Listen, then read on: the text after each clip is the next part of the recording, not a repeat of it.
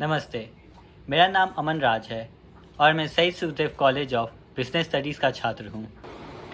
इस वीडियो में हम NSCL के बारे में जानेंगे।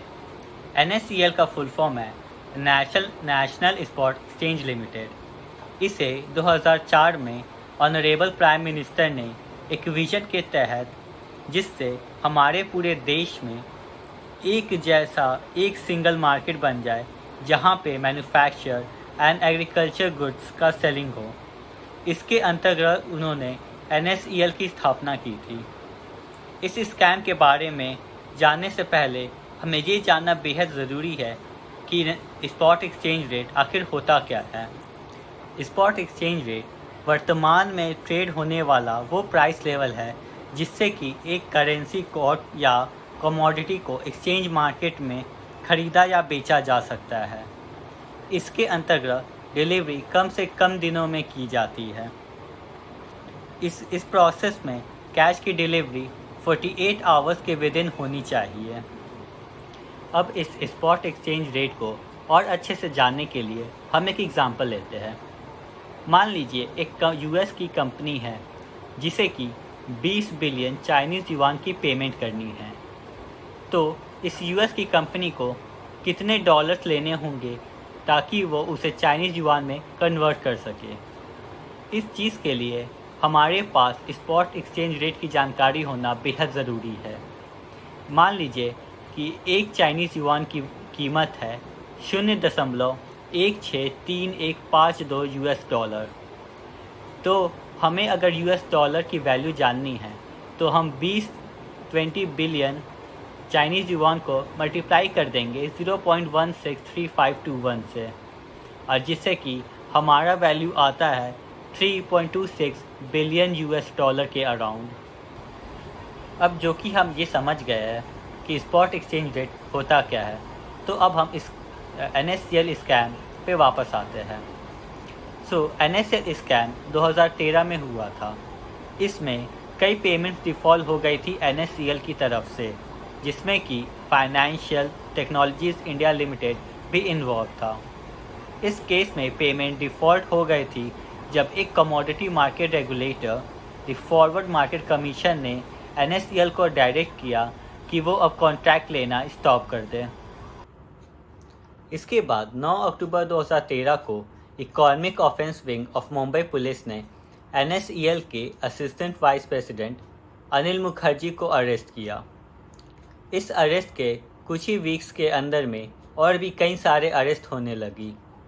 इस स्कैम को MIPD एक्ट के तहत रजिस्टर किया गया था और इसमें अटैच डिफ़ॉल्टर्स प्रॉपर्टीज़ की कीमत लगभग 4,500 करोड़ रुपए बताई गई थी।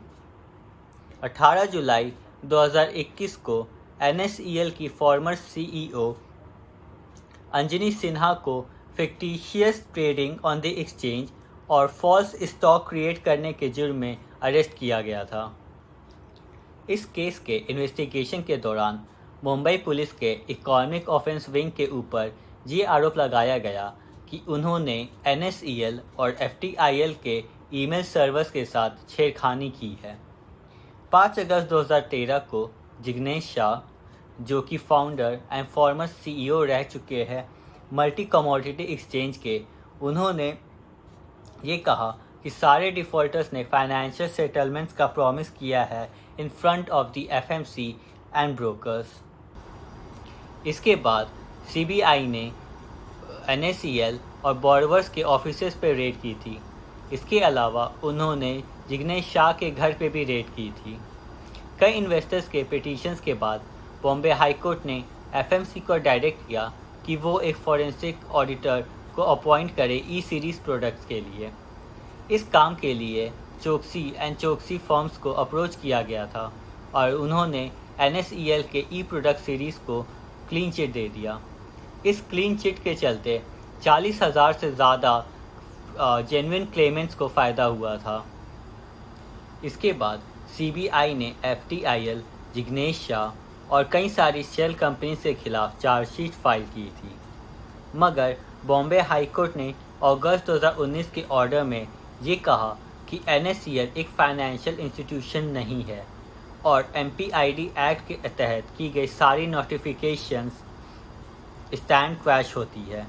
इसके बाद सुप्रीम कोर्ट में एक पिटीशंस गई और सुप्रीम कोर्ट ने 63 मूव्स टेक्नोलॉजी के रिस्पांस का वेट किया और तब तक ऑर्गेनाइजेशंस को स्टेटस को मेंटेन करने को कहा। तो आइए अब हम जानते हैं मामला था क्या। NSCL के मामले में मुंबई के MRA मार्ग पुलिस स्टेशन में एक FIR दर्ज की गई थी, जिसके बाद मुंबई पुलिस के आर्थिक अपराध शाखा मामले की जांच कर रही थी, लेकिन MPID एक्ट के प्रावधानों के मुताबिक इस केस को निर्धारित कोर्ट में पेश किया गया। महाराष्ट्र सरकार के गृह मंत्रालय ने मामले की जांच के लिए एक सक्षम अथॉरिटी की नियुक्ति की और उसके द्वारा कई एसेट की बिक्री की गई। इससे मिले फंड को अथॉरिटी के खाते में जमा किया गया। इस तरह हासिल रकम को निवेशकों में बांटने के लिए महाराष्ट्र सरकार ने MPID कोर्ट से संपर्क किया था। महाराष्ट्र सरकार इसे निवेश हुए के रकम को अनुपात में बांटना चाहती थी, लेकिन MPID कोर्ट ने सभी निवेशकों में समान अनुपात में बांटने का आदेश दिया। इस आदेश के खिलाफ महाराष्ट्र सरकार हाई कोर्ट में गई थी। हाई कोर्ट में MPID के आदेश को पलट दिया गया। NSCL इन्वेस्टर्स एसोसिएशन ग्रुप ने राज्य सरकार की याचिका का विरोध किया और यह मांग की कि छोटा हो या बड़ा सभी तरह के निवेशकों में रकम को समान तरीके से वितरित किया जाए, लेकिन हाई कोर्ट इससे सहमत नहीं थी। कोर्ट ने के आदेश के बाद अगले 3 महीने में यह पैसा निवेशकों में वितरित किया जाएगा। तो आखिर ये मामला था क्या, आइए जानते हैं। साल 2013 में उजागर हुए NSCL घोटाले के मामले में नेशनल स्पॉट एक्सचेंज लिमिटेड द्वारा पेमेंट डिफ़ॉल्ट का मामला सामने आया था। फॉरवर्ड मार्केट कमीशन ने NSCL के कॉन्ट्रैक्ट लॉन्च करने से रोका, जिसके बाद यह घोटाला उजागर हुआ। इसकी वजह से जुलाई 2013 में स्पॉट एक्सचेंज को बंद करना पड़ा।